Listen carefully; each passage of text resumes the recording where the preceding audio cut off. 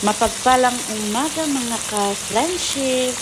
For today's video, i-share ko sa inyo kung paano ako magluto ng tokwat baboy na may tausi.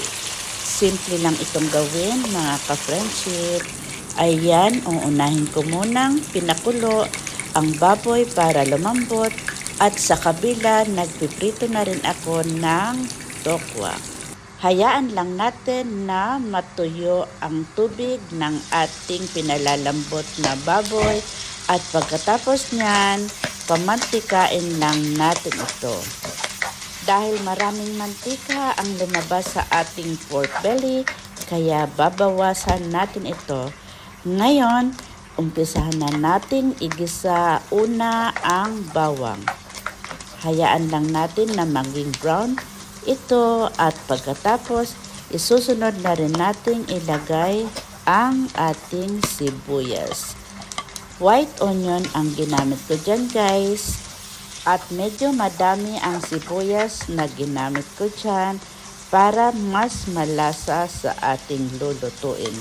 Next, ilalagay ko na rin ang ating kamatis.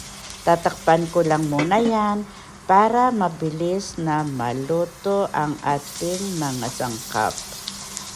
Ayan guys, be sure na lutong-luto ang ating kamatis para lalo itong lumasa sa ating ginisa. Ngayon guys, haluin na natin ito para magsama-sama ang mga ingredients. Ilalagay na rin natin dyan ang tausi. Bago ko pala inilagay ang tausi, binawasan ko muna ito ng tubig para hindi siya maalat. Nilagyan ko na rin siya ng sili at konting paminta. Dadagdagan ko na rin pala ang tubig niyan guys habang pinakukuluan para lumambot ang ating pork belly. Ayan guys, hahayaan lang natin ito ng kumunti ang sabaw. Kapag nakita na natin na kumunti na, ilalagay na natin dyan ang ating tokwa. Timplahan na rin natin ito ng oyster sauce para lalong ma-enhance ang kanyang flavor. Sa huli, bago natin ito hahanguin, lalagyan natin ito ng onion leaves para lalo itong sumarap. O ayan mga ka-friendship, ready na ulit ang ating tanghalian.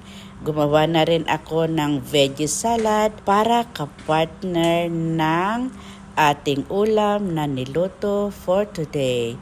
Kung nagustuhan nyo ang aking video, paki-like, comment at see you in my next video.